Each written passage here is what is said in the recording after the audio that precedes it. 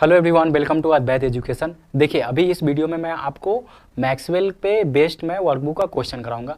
अब देखो, ये हमारा चैप्टर पूरा कंप्लीट हो गया, इतना ही है मैक्सवेल में, इससे ज़्यादा आपको कुछ नहीं जानना है।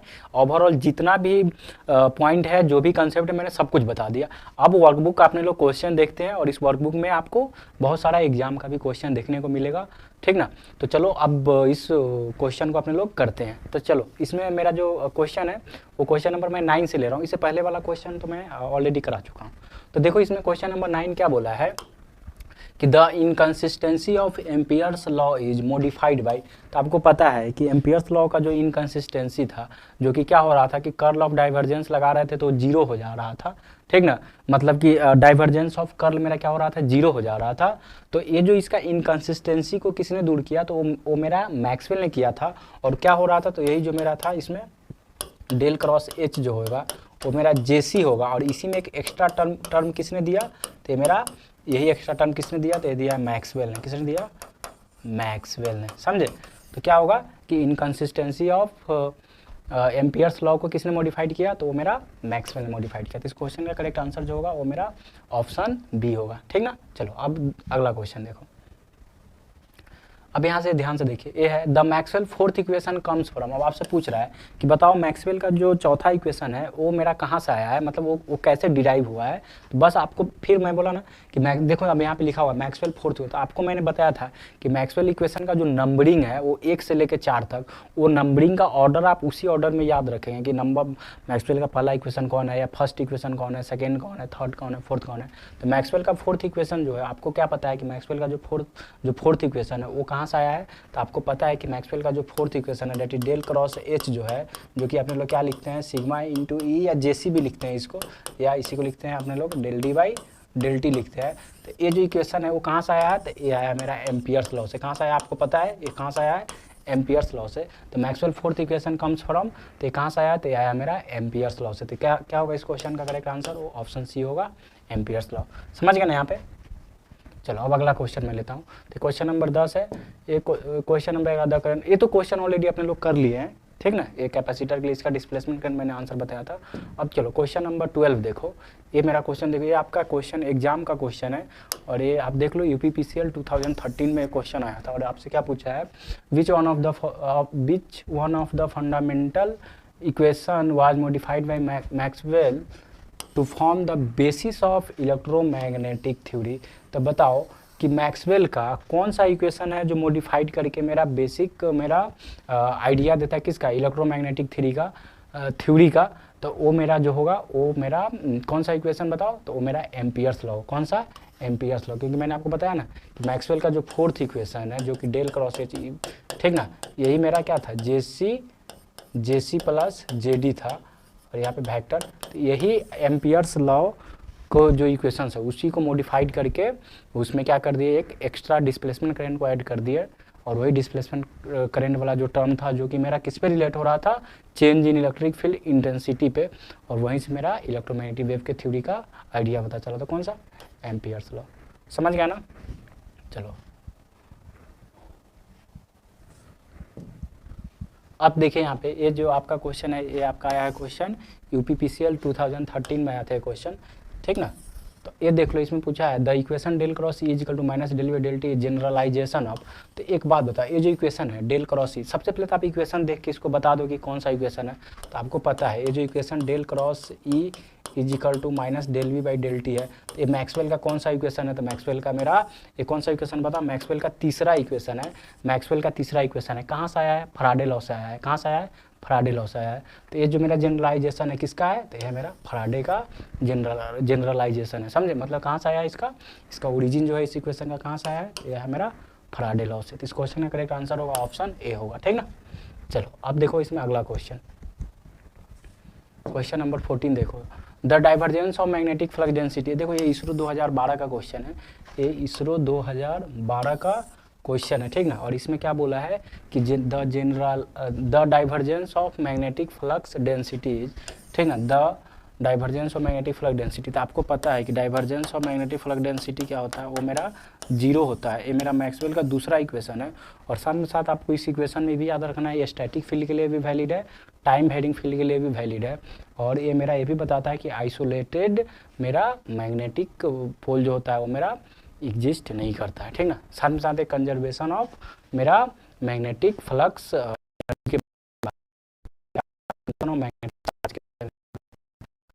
क्वेश्चन का जो करेक्ट आंसर होगा क्या होगा, the divergence of magnetic flux density is 0। समझे, समझ गए यहाँ तक। अब देखिए इसमें क्वेश्चन नंबर 15 देखिए, ये क्वेश्चन नंबर 15 जो है ये मेरा इसरो 2012 का आया था और इसमें क्या है, विच of the following does not represent Maxwell equation. अब आपको बताना है कि बताओ इसमें से कौन है जो मैक्सवेल का इक्वेशन को नहीं रिप्रेजेंट करता है। तो सबसे पहले तो आप ये सिलेक्ट कर लो कि कौन कौन मैक्सवेल इक्वेशन रिप्रेजेंट करता है। तो B dot D S Maxwell का इक्वेशन है, तो हाँ ये मेरा मैक्सवेल का इक्वेशन है। मतलब ये हुआ कि मैं ऐसे बोलूँगा कि ये मेरा मैक्सवेल का इक्वेशन है, समझे, ये है। उसके बाद अब उसके बाद बताओ यहाँ पे ऊपर वाला देखो, E dot D L is equal to minus del V del T, हाँ ये भी मैक्सवेल का इक्वेशन है। कौन सा, इंटीग्रल फॉर्म है मैक्सवेल का इक्वेशन। ये कौन सा इक्वेशन है मैक्सवेल का, तो मैक्सवेल का तीसरा इक्वेशन। ये मेरा मैक्सवेल का तीसरा इक्वेशन, ये मैक्सवेल का दूसरा equation. E D dot D S is equal to rho B D V, ये मेरा मैक्सवेल इक्वेशन है, मैक्सवेल का पहला इक्वेशन। लेकिन del cross H is equal to J C plus B, ऐसा होता है क्या, नहीं, ये तो मेरा गलत है। यानी कहने का मतलब ये है कि डेल क्रॉस एच जो होता है वो मेरा क्या होता है, वो तो होता है मेरा जे सी प्लस जे डी होता है ना, जे सी प्लस जे डी होता है। ये आप लोग ऐसे लिख सकते हैं, sigma E plus del D by del T, ये लिख सकते हैं ना, समझे। तो क्या होगा कि इसमें से पूछा कौन है जो मैक्सवेल इक्वेशन को रिप्रेजेंट नहीं कर रहा, तो मेरा ऑप्शन सी, समझे, ऑप्शन सी।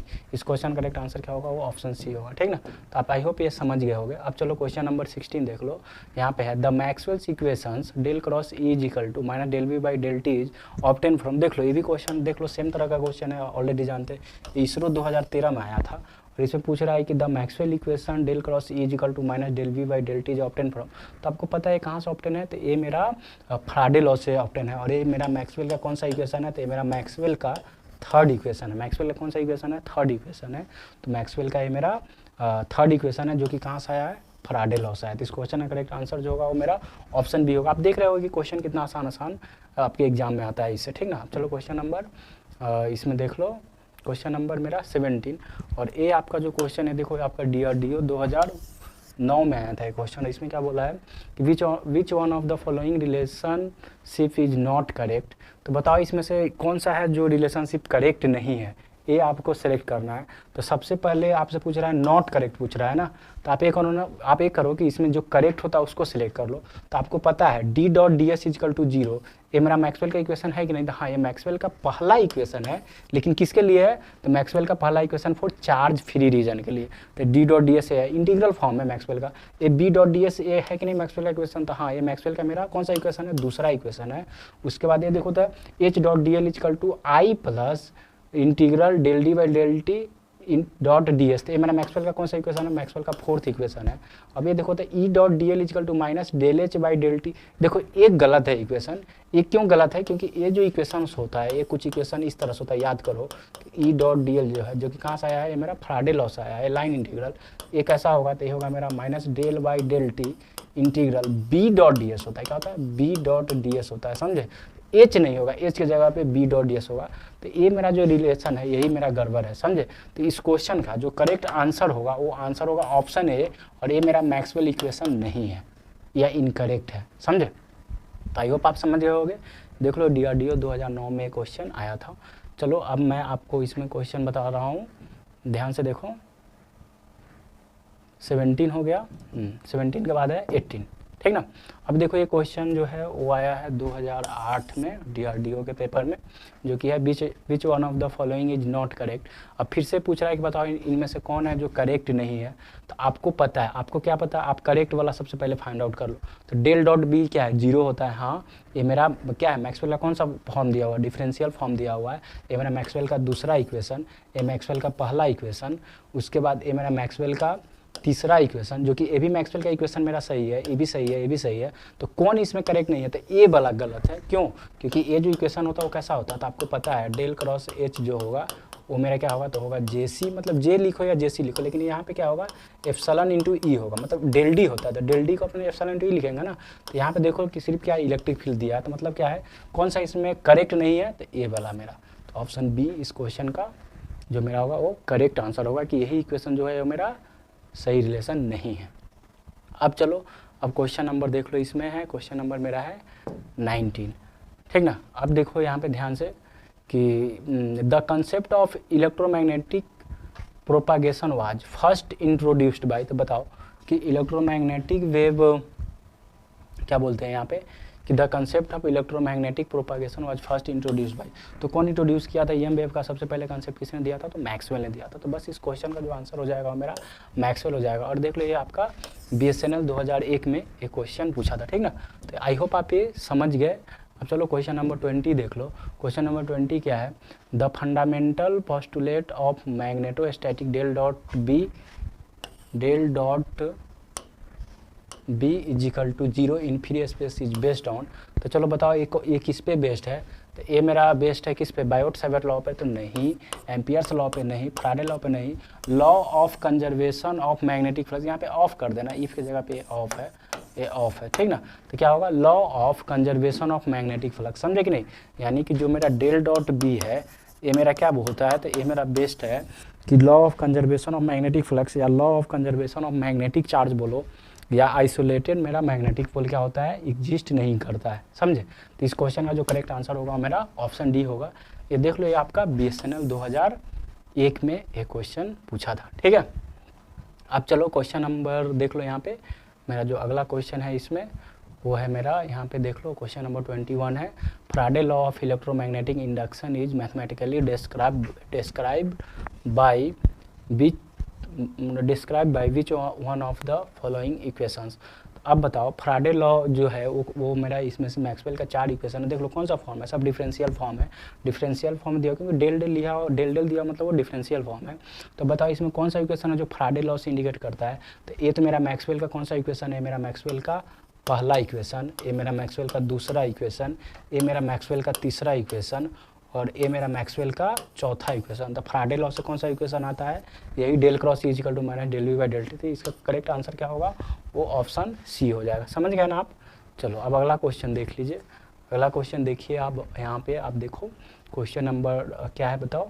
22 है और ये है the equation which state the non existence of isolated magnetic pole. तो ये अपने लोग जानते हैं, वो मेरा क्या है? तो वो है मेरा मैक्सवेल का दूसरा equation, that is del dot B is equal to 0 या divergence of magnetic flux density जो होगा वो मेरा 0 होगा, समझे। तो देख लो क्वेश्चन आपका ईएससी में आया था, यूपीएससी ईएस में, ठीक ना, या ईएससी में, समझ गए। चलो अगला क्वेश्चन देखिए। क्वेश्चन नंबर यहाँ पे देखिए 23 क्या है? According to Faraday's law the induced EMF is. तो फैराडे लॉ के अकॉर्डिंग क्या होता है इंड्यूस्ड ईएमएफ? तो वही होगा rate of change of magnetic flux जो होगा वही मेरा क्या करता है? मतलब जो मेरा इंड्यूस्ड ईएमएफ जो होगा, आपको बताया था मैंने कि भी जो होगा वो मेरा क्या होगा? तो होगा मेरा माइनस डी, क्या होगा बताओ? Minus D 5 by D T. मतलब क्या होगा? Directly proportional to rate of change of magnetic flux, ठीक ना, directly proportional to rate of change of magnetic flux. तो क्या होगा? Directly proportional to magnetic flux नहीं, directly proportional to electric flux नहीं, directly proportional to rate of change of magnetic flux. क्या होगा? Directly proportional to rate of change of magnetic flux. तो इस question का जो करेक्ट आंसर होगा वो मेरा ऑप्शन सी होने वाला, समझ गए होंगे आई होप। चलो अगला क्वेश्चन मैं आपको दिखाता हूँ। अब ये क्वेश्चन नंबर मेरा 24 है और ये क्वेश्चन क्या बोला? The negative sign in induced EMF in Faraday law of electromagnetic induction is given by. तो आपको पता है कि फैराडे लॉ के हिसाब से जो मेरा क्या है? Minus D 5 by D T है, समझे। या इसी को जब अपने लोग क्या किए थे? मैक्सवेल के इक्वेशन में कन्वर्ट किए थे तो क्या हो रहा था? Del cross E is equal to क्या हो रहा था? तो मेरा minus del V by del T हो रहा था, minus del V by del T हो रहा था। तो ये जो माइनस साइन है, ये माइनस साइन किसने दिया है? तो ये दिया है लेंज ने। किसने दिया है? लेंज ने। इसी को बोलते हैं लेंज लॉ। तो इसी क्वेश्चन का जो करेक्ट आंसर होगा वो मेरा ऑप्शन ए होगा कि नेगेटिव साइन किसने दिया है? लेंज लॉ, ठीक ना। चलो अब मैं आपको अगला क्वेश्चन दिखाता हूँ। इसमें 25 है और 25 क्या बोला है क्वेश्चन यहाँ पे? विच one of the following Maxwell's equation is for static electric field. तो बताओ एक स्टैटिक इलेक्ट्रिक फील्ड के लिए इसमें कौन सा मैक्सवेल इक्वेशन है बताओ। तो आपको पता है कि एक स्टैटिक इलेक्ट्रिक फील्ड के लिए मैक्सवेल, देखो एक बात बताओ, सबसे पहले बताओ ये जो मेरा मैक्सवेल का ये जो इक्वेशन है डेल डॉट बी, ये मेरा क्या है, तो ये स्टैटिक एंड टाइम वेरिंग के लिए भी है। याद करो मैंने आपको बताया था टेबल कि स्टैटिक फील्ड के लिए भी मैंने एक बार 1 से लेकर 4 तक मैक्सवेल इक्वेशन लिखा था, फिर मैंने टाइम वेरिंग के लिए भी लिखा था। तो क्या होगा कि एक स्टैटिक फील्ड के लिए क्या होगा, मैक्सवेल इक्वेशन में जो मैक्सवेल के तीसरा और चौथा इक्वेशन है उसमें जो टाइम वाला जो टर्म है वो क्या हो जाएगा, 0 हो जाएगा। तो क्या हो जाएगा, ये भी मेरा है, मेरा क्या है बताओ, ये मेरा स्टैटिक के लिए भी है, टाइम वेरिंग के लिए भी है, ये भी मेरा स्टैटिक के लिए भी है, टाइम वेरिंग के लिए। लेकिन मैक्सवेल का ये जो इक्वेशंस है जो कि आप याद करो कि डेल क्रॉस एच अगर जो होगा डेल क्रॉस एच क्या होगा, तो होगा मेरा क्या, sigma into E plus del D by del T. तो क्या बोला है, एक स्टैटिक फील्ड के लिए बोला, तो स्टैटिक फील्ड के लिए टाइम वेरिंग वाला टर्म क्या हो जाएगा, 0 हो जाएगा।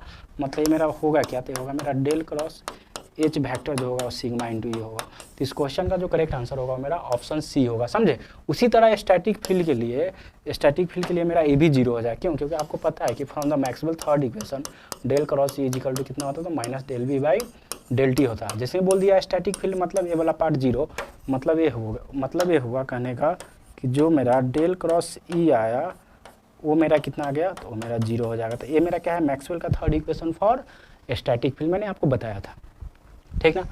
अब चलो क्वेश्चन नंबर 25 समझ गया ना। चलो अब आगे देखो क्वेश्चन नंबर 26। देखो क्वेश्चन नंबर 26 में क्या होगा, विच one of the following Maxwell equations give the basic idea of radiation.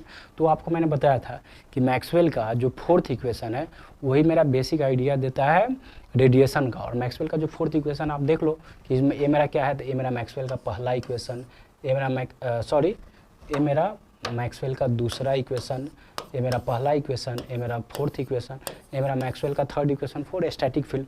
तो कौन सा इसमें रेडिएशन का आइडिया देता है, तो मेरा कौन सा, ऑप्शन सी। इस क्वेश्चन का करेक्ट आंसर क्या हो जाएगा, मेरा ऑप्शन सी हो जाएगा, ठीक ना। तो आई होप आप ये इसको अच्छे से समझ गए होगे।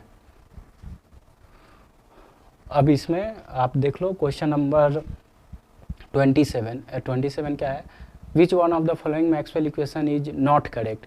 तब आपको इसमें बताना है कि बताओ इसमें मैक्सवेल का कौन सा इक्वेशन है जो करेक्ट नहीं है। ये आपका गेट का क्वेश्चन है, गेट 2001 का। इसमें बताओ कौन सा इक्वेशन है जो करेक्ट नहीं है। तो आप सबसे पहले तो इसमें जो करेक्ट है उसको सिलेक्ट कर लो। तो डेल डॉट बी ये मेरा मैक्सवेल का इक्वेशन है, हाँ कौन सा इक्वेशन है, दूसरा इक्वेशन। ये मेरा मैक्सवेल का इक्वेशन है, हाँ पहला इक्वेशन। अब ये देखो यहाँ पे ध्यान से कि del cross H is equal to del D by del T plus J, ये मेरा मैक्सवेल का इक्वेशन है, हाँ ये मेरा फोर्थ इक्वेशन। तो ये जो मेरा मैक्सवेल का इक्वेशन है ये नहीं है। क्यों नहीं है, क्योंकि आपको पता है कि डेल क्रॉस ई जो होता है वो क्या होता है, तो होता है मेरा minus del V by del T होता है। और बी को अपने लोग क्या लिख सकते हैं, म्यू, तो minus mu del H by del T होता है, समझे। तो ये मेरा मैक्सवेल का डेल क्रॉस ई अगर होगा तो क्या होगा, तो होगा minus mu del H by del T होगा, समझे। तो मेरा इसमें पूछा कि कौन सा Maxwell equation is not correct, तो बोलेंगे ऑप्शन बी। इस क्वेश्चन का करेक्ट आंसर क्या होगा, ऑप्शन बी होगा। तो आई होप आप समझ गए होगे, ठीक ना। चलो अब क्वेश्चन नंबर 28 देख लो।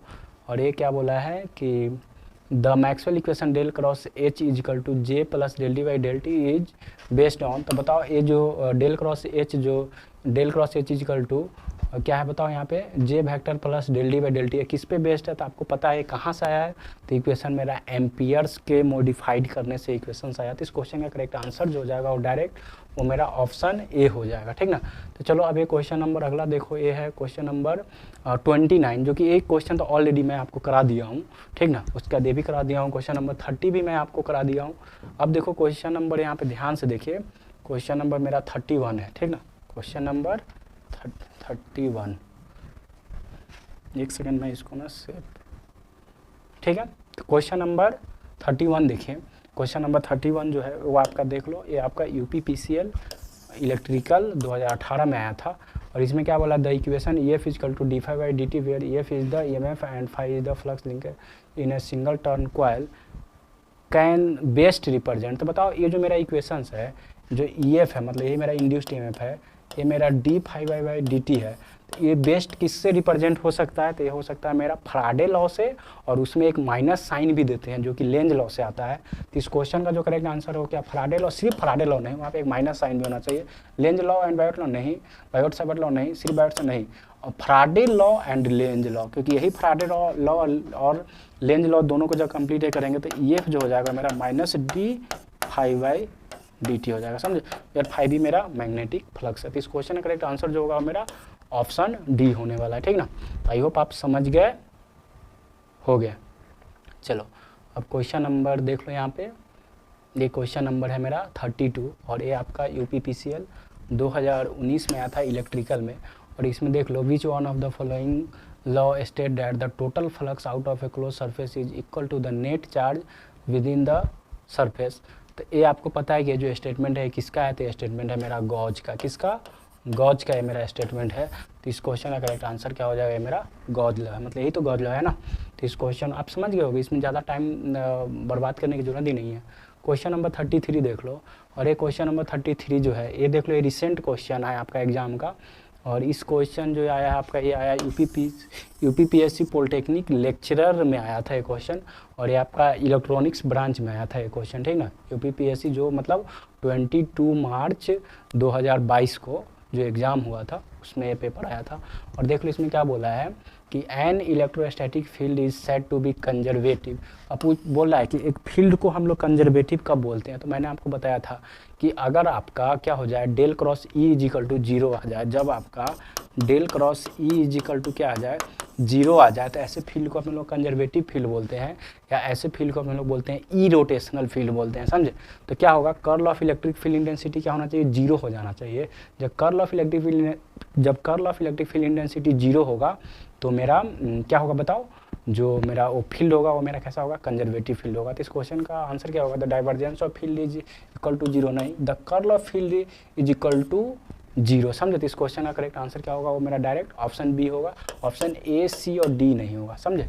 देख लो ये आपका कितना आसान क्वेश्चन आया था आपका एग्जाम में, ठीक ना। चलो अब मैं अगला क्वेश्चन आपको कराता हूँ। ये देख लीजिए क्वेश्चन है मेरा, the unit of del cross H is, ये वाला यहाँ पे हटा देना, ये नहीं होगा, ठीक ना। The unit of del cross H is, तो आपको पता है, देख लो ये भी क्वेश्चन आपका आया था यूपीपीएससी पॉलिटेक्निक लेक्चर 2021 में। तो unit of del cross H क्या होगा, तो आपको पता है डेल क्रॉस एच जो होता है वो मेरा क्या होता है, वो मेरा जेसी प्लस जेडी होता है। तो ओवरऑल ए भी जेडी ए भी जेसी, मतलब क्या हुआ कि दोनों तो मेरा करेंट डेंसिटी, एक कंडक्शन करेंट डेंसिटी है, एक डिस्प्लेसमेंट करेंट डेंसिटी है। तो एक करेंट डेंसिटी का जो मेरा यूनिट होगा उसका यूनिट क्या होता है, तो करेंट डेंसिटी मतलब क्या होता है, करेंट डेंसिटी मतलब करेंट बाई एरिया, और करेंट का यूनिट कितना है, एम्पियर, और एरिया का यूनिट क्या है, मीटर स्क्वायर।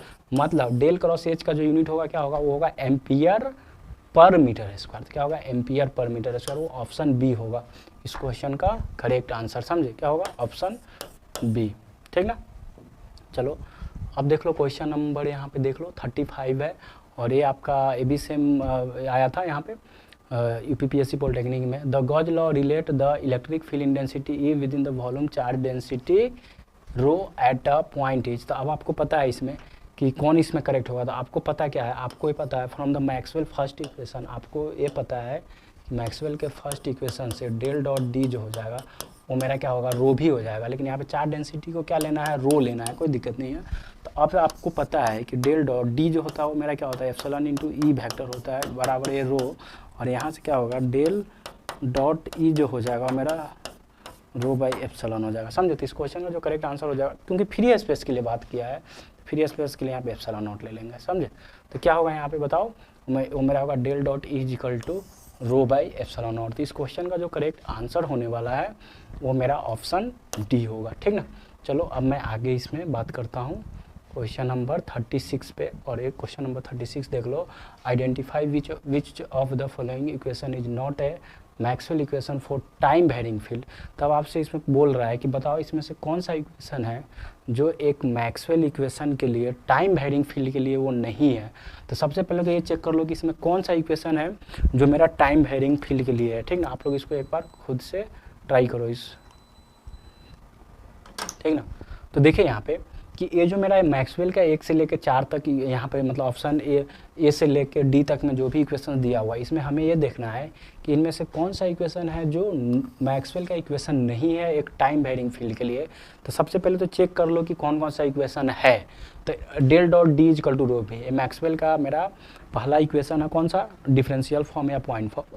तो ये मेरा मैक्सवेल का पहला इक्वेशन।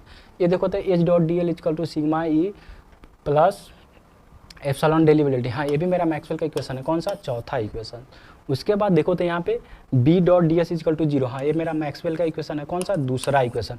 तो ये मेरा देखो जो ऑप्शन सी है, ये मेरा मैक्सवेल का इक्वेशन नहीं है। क्यों नहीं है, क्योंकि मैक्सवेल का जो इक्वेशन होता है तीसरा, वो del cross E is equal to minus del B by del T होता है। लेकिन इसमें देखो क्या दे रखा है, डेल डॉट ई दिया, मतलब डाइवर्जेंस दिया, और यहाँ पे माइनस साइन भी मिस है। मतलब यही जो ऑप्शन सी है, यही मेरा एक मैक्सवेल का इक्वेशंस जो है वो नहीं है, समझो वो इनकरेक्ट है। ठीक ना, समझ गया ना। चलो अब यहाँ पे आप देख लीजिए क्वेश्चन नंबर 37 देखो अब आप, choose the incorrect relation given below with reference to Maxwell equations. और ये भी आपका यूपीपीएससी पॉलिटेक्निक लेक्चर में एक क्वेश्चन आया था, समझे, मतलब इलेक्ट्रिकल और इलेक्ट्रॉनिक्स दोनों मिला के यहाँ पे इस वर्कबुक में क्वेश्चन दिया गया है, समझे। तो क्या होगा इसमें, आपको इनकरेक्ट रिलेशन आपको खोजना है, तो बताओ इनकरेक्ट रिलेशन क्या होगा। तो इनकरेक्ट जो रिलेशन हो जाएगा इस क्वेश्चन में, वो मेरा क्या होगा, तो वो मेरा यहाँ पे ऐसे होगा कि del cross E is equal to minus del B by del T. ये तो मेरा मैक्सवेल का इक्वेशन है, कौन सा, थर्ड वाला, तो ये करेक्ट है।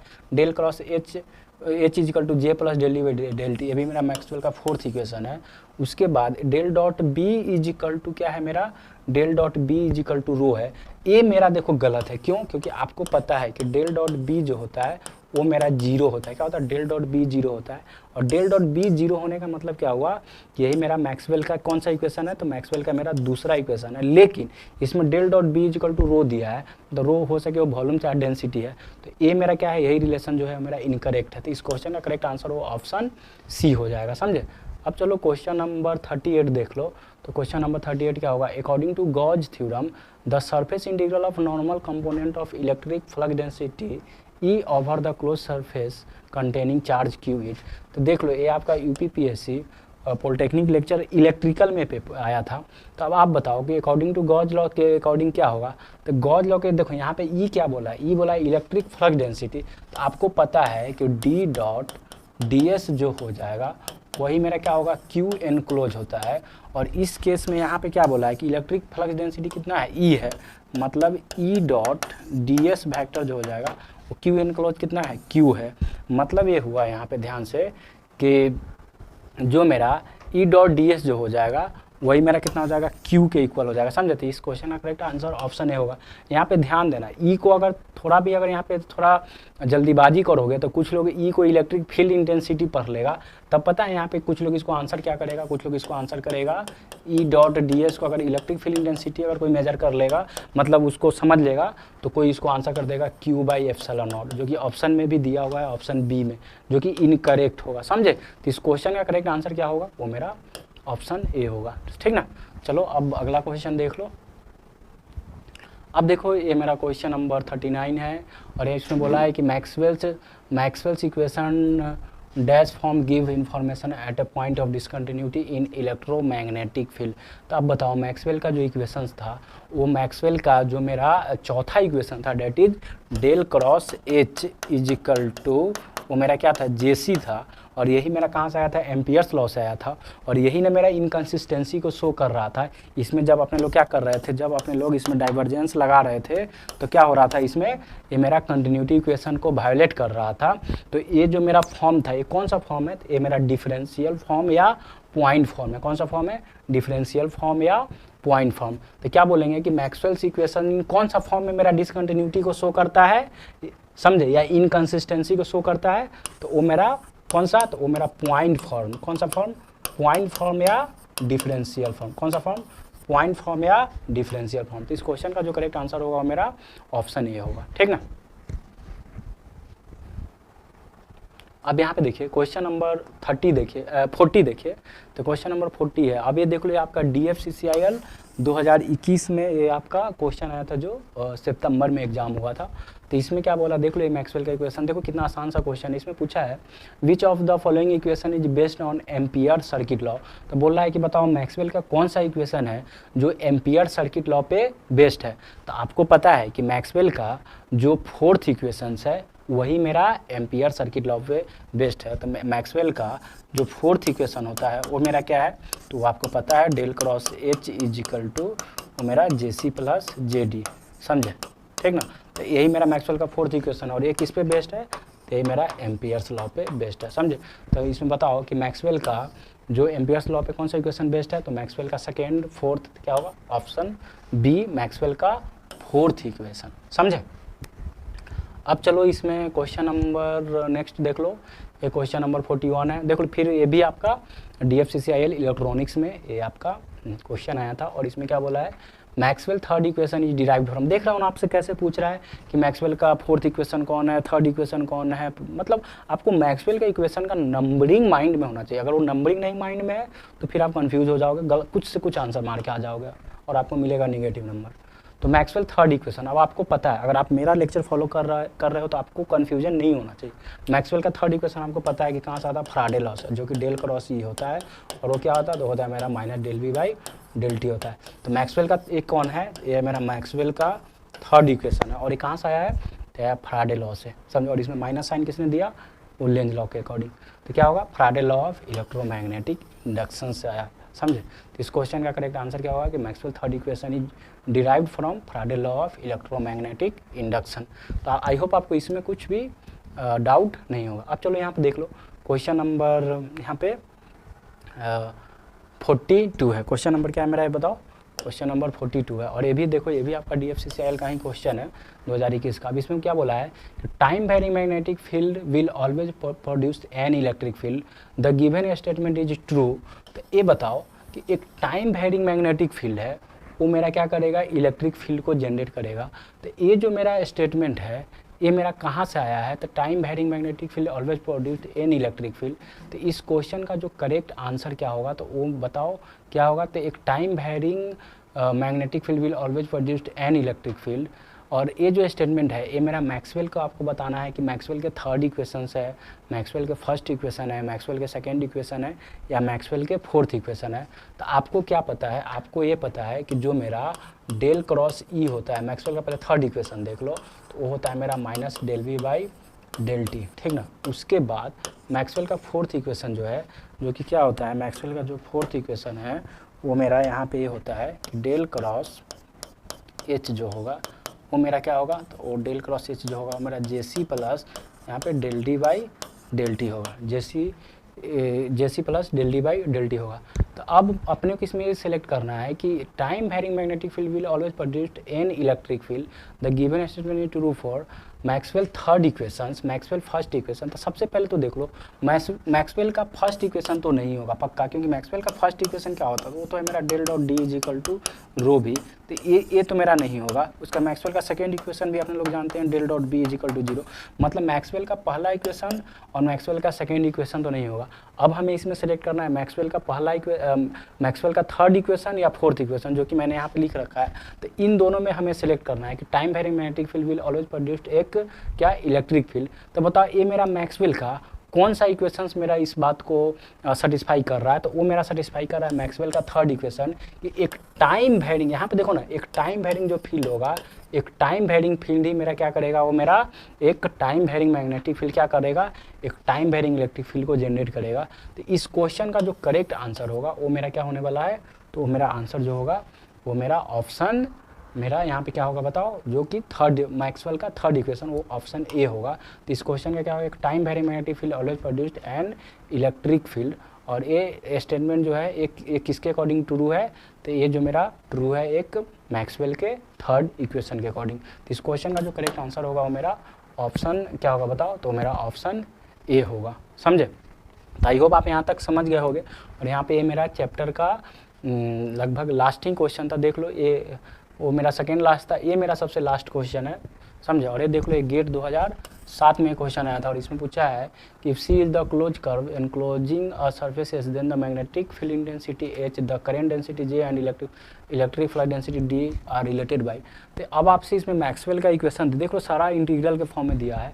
तो अब आपको इसमें ये बताना है कि बताओ इसमें से मैक्सवेल का कौन सा इक्वेशन जो है वो करेक्ट है। और आप देख रहे हो कि मैक्सवेल का इसमें HH वाला टर्म दिया है, मतलब मैक्सवेल का फोर्थ इक्वेशन आपको देखना है कि कौन सा करेक्ट है। तो आप एक बात बताओ कि मैक्सवेल का जो फोर्थ इक्वेशन होता है वो क्या होता है, तो बस उसका आप इक्वेशन के हिसाब से मत जाओ, वरना आप कन्फ्यूज हो जाओगे। आपको तो बस जो फॉर्म है वो आपको माइंड में रखना है कि H डॉट DL जो होता है वो मेरा क्या होता है, तो वो होता है मेरा सरफेस इंटीग्रल। वो क्या होता है बताओ, JC प्लस क्या होता है बताओ, del D by del T, ठीक ना। और बाहर में क्या, यहाँ पे ds वेक्टर, समझे। तो क्या होगा इस क्वेश्चन का जो मेरा करेक्ट आंसर होगा, तो क्या होगा h डॉट ds, ए भी नहीं होगा, h डॉट ds मतलब ऑप्शन ए और ऑप्शन सी तो नहीं होगा, h डॉट dl और h डॉट dl, तो कहाँ पे होगा बताओ। तो आपको ये भी पता है कि यहाँ पे लाइन इंटीग्रल जो होगा वो मेरा कैसा लाइन इंटीग्रल है, क्लोज लाइन इंटीग्रल। ये मेरा सरफेस इंटीग्रल कैसा होगा, तो ये मेरा होगा ओपन सरफेस इंटीग्रल, कैसा होगा, ओपन सरफेस इंटीग्रल। तो अब आप देख लो ऑप्शन बी में मेरा क्या है, क्या है बताओ, line integral H dot D L is equal to close surface integral, और यहाँ पे क्या होगा बताओ, ये है मेरा J vector plus del D vector, मतलब यहाँ पे क्या, मैंने तो बोला ना कि ओपन लाइन इंटीग्रल होता है, समझे। क्या होता है, ओपन लाइन इंटीग्रल होता है, समझे। क्योंकि आपको पता है कि स्टोक्स थ्योरम में क्या करते हैं, एक मेरा क्लोज लाइन इंटीग्रल से हम लोग ओपन सरफेस में कन्वर्ट करते हैं, समझे। तो क्या होगा यहाँ पे कि इस क्वेश्चन में जो ये मेरा ऑप्शन बी है एक करेक्ट होगा, ये मेरा क्या होना चाहिए, इनकरेक्ट होगा, ये मेरा कैसा होना चाहिए, ओपन इंटीग्रल होना चाहिए। तो करेक्ट आंसर क्या होगा, H dot D L is equal to open surface integral J vector plus del D by del T into D S. तो इस क्वेश्चन का करेक्ट आंसर जो होगा वो मेरा ऑप्शन डी होगा, समझे। इस क्वेश्चन का जो करेक्ट आंसर होगा वो मेरा ऑप्शन डी होगा, ठीक ना। तो आई होप आपको पूरा ये वर्कबुक का मैंने क्वेश्चन आपको करा दिया, और आई होप आपको कहीं पर भी कुछ भी डाउट नहीं होगा। फिर भी अगर आपको कहीं पर भी डाउट लगे तो मैं फिर उससे रिपीट कर रहा हूँ कि आप मेरे से टेलीग्राम या व्हाट्सएप पे पूछ सकते हो, ठीक ना। तो आप देख रहे हो कि मैक्सवेल का टोटल अपना मैं कंसेप्ट पे भी बात किया, प्लस इसके वर्कबुक का मैंने टोटल क्वेश्चन आपको करा दिया। अब इसके बाद जो मेरा न्यू चैप्टर होगा वो मेरा चैप्टर होगा वो मेरा इलेक्ट्रोमैग्नेटिक वेव, एक न्यू चैप्टर होगा जो कि हम लोग स्टार्ट करेंगे अगले लेक्चर में। तो ठीक है, यहाँ पे इस लेक्चर को यहीं पे ख़त्म करते हैं, ठीक है, बाय बाय।